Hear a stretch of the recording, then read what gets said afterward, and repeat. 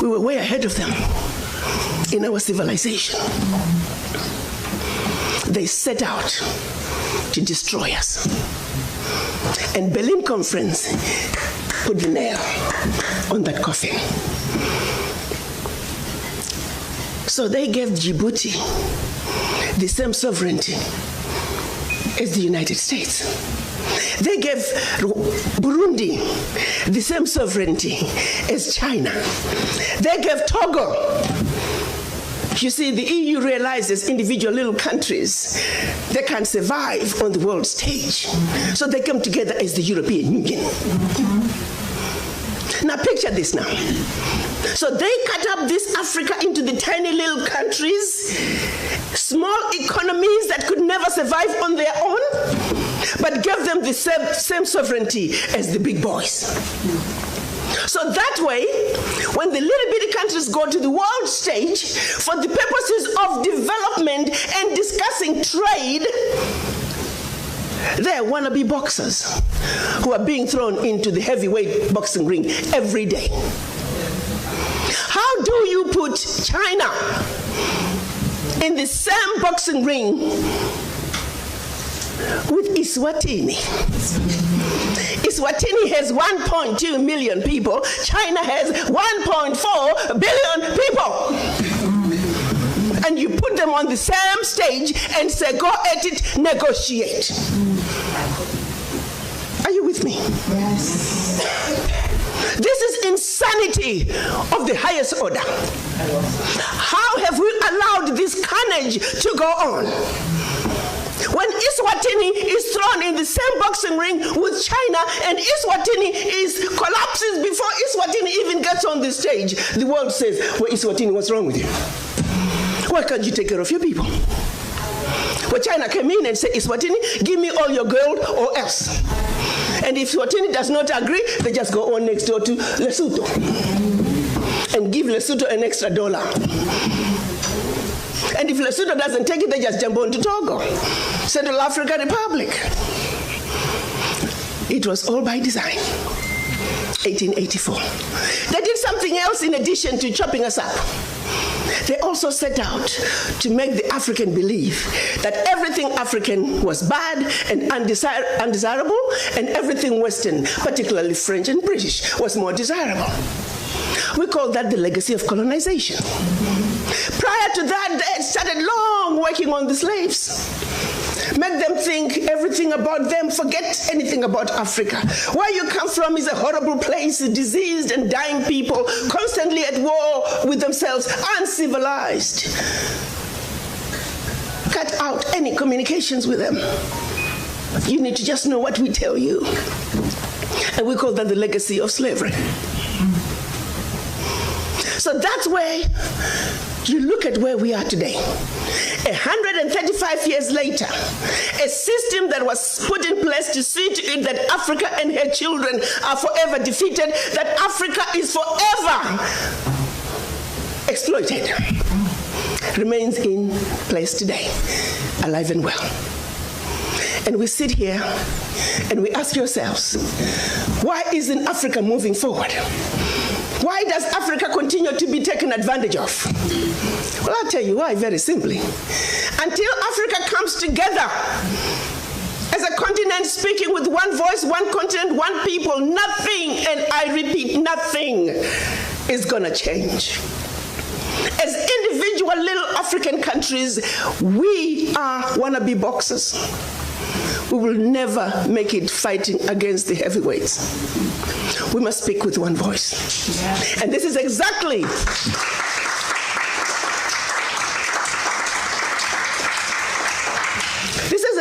what our Pan-African leaders wanted to see happen in 1963 when they came together in Addis Ababa, Ethiopia. They clearly stated that Africa for the Africans at home and abroad, and that African Union was now.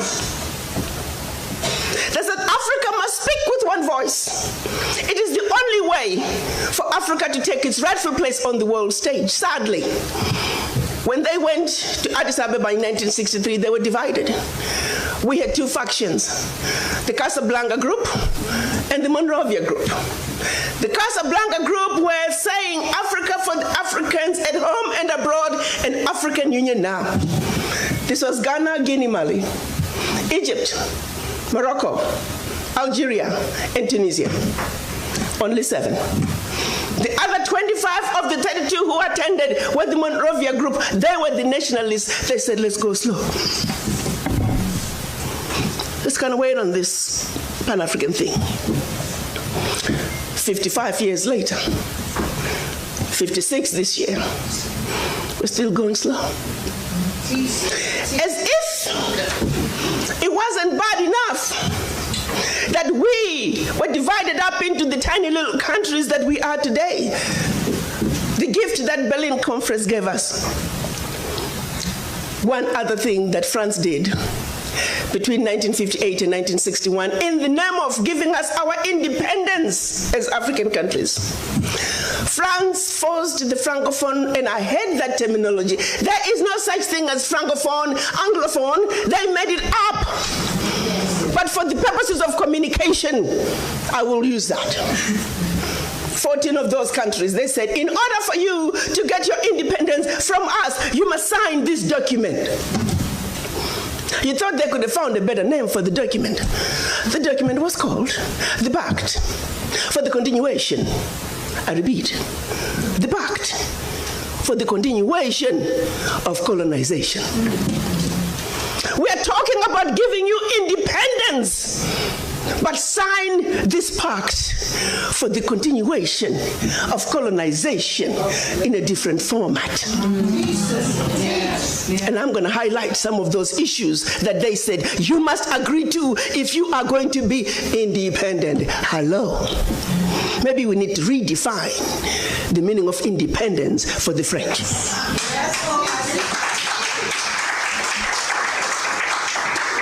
First, France said, you see, you monkeys, you don't know how to manage your money.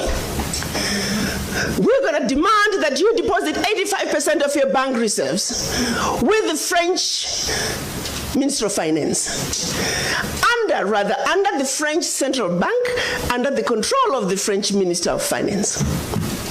France is then going to take your 85% bank deposits from each and every one of you. Deposit those funds in the French stock market under the French name. And you may or may not know the returns. Today, as we speak, the latest figures are saying for every 14 billion that France invests in the stock market from Africa, they are realizing upwards of 300 billion in return. Every year, year in, year out, because of these deposits from the African countries, France is taking out of Africa over $500 billion. Now figure it out. For every 14 billion, the returns on the investment are over 300 billion, and they are taking over 500 billion. So in actuality, France is taking out of Africa trillions of dollars year in and year out. From us poor people, Africans. Back to the pact. So should you want to access some of your money that you have deposited with France, you have to submit your country's financial returns. And if approved, you get to get it as a loan. You can only access up to 20% of your money year in, year out as a loan at commercial interest rates. Your own money. As if that was not enough. They said all your minerals discovered, yet to be discovered, all your oil discovered, yet to be discovered. France and French companies have the first right of refusal. If there's anything left over that the French companies do not want, your people might have. To this day. They said you will only use the currency that we created for you because you're special Africans. We call it the CFA. There was the Central African CFA and the Western African CFA, same animal. And that France is the only one that can print it for you. 1958. Fast forward. They're still printing it for us. And if you start misbehaving, they just stop printing your money. And your country's in trouble. They also said your language of instruction shall be French, whether you like it or not. That France will have military presence in your country, that your military can only be trained by France, that you can only buy military equipment from France, that you cannot have any military alliance with your neighbor, and that in the event of war, your allegiance is only to France. And furthermore, because they have military presence in your country, they can invade you without notice should they feel that the interests of France in your country are being violated. Teach, sister, teach. Speak on, sister. Fast forward, 2019, nothing has changed. The same people who have the audacity to tell us that we are poor countries, they are taking trillions out of Africa every year. And what is the African doing? Like an obedient, programmed black man, we just give in. We know the facts, but we just do nothing about it.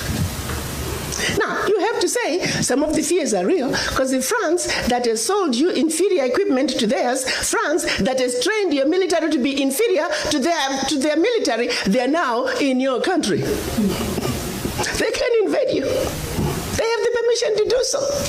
They can destabilize you. And then one might say, why is it that African leaders haven't done anything about this deplorable situation? Well, let me tell you, my brother and sister, they have tried. Documented to this day, 22 coups where leaders were assassinated. France had something to do with it. The first 7, when they decided they were pulling out of the CFA and that they're going to print their own money, they were assassinated. Every time an African leader has tried to do what's best for their country, they were assassinated. Majority of them aided by France. It's a known fact. And then others, they were just mercenaries who felt that when there was a natural resource discovered in one country, they wanted to create a coup. So while the country is thrown into a civil war, they're siphoning the natural resource. We know of one particular story that had we not known about it, it would have been, oh, there we go again, the Africans. In about 25 years ago, a group of young, rich white kids were having fun in Cape Town. They found out that there was oil in Equatorial Guinea that had just been discovered, and they wanted it. So they set out a plan to have a coup in Equatorial Guinea. So while the Guineans are busy fighting a civil war, they will be siphoning the oil. But they made one mistake. There were 2 planes. One was to leave South Africa, stop in Zimbabwe, pick up more ammunition on their way to hunt in Equatorial Guinea. Another plane was taking off in the Caribbean that had this puppet diaspora who was supposed to be the next president. Mugabe wondered why such young people needed such powerful ammunition to go hunt in Equatorial Guinea. In doing his research further, he found out that this was a coup in the making. He allowed them to land in Zimbabwe. They loaded their plane, and just before takeoff, they were all arrested. The ringleader of that group was none other than the son of the former Prime Minister of the United Kingdom, Margaret Thatcher. She had to fly to Zimbabwe and paid handsomely to get her son out. The last one of those prisoners left Zimbabwe about 6-7 years ago. Had these young people succeeded, it would have been another coup. There you go, the Africans again. Such, my brothers and sisters, is the story of your Africa. They don't do coups anymore. They simply create instability. So when you hear of an instability in an African country, ask yourself, what is really going on? Because what they are telling you is really going on is just a shiny object. The real issue is over here. And you need to stop before you start being used as an instrument of your own self-destruction.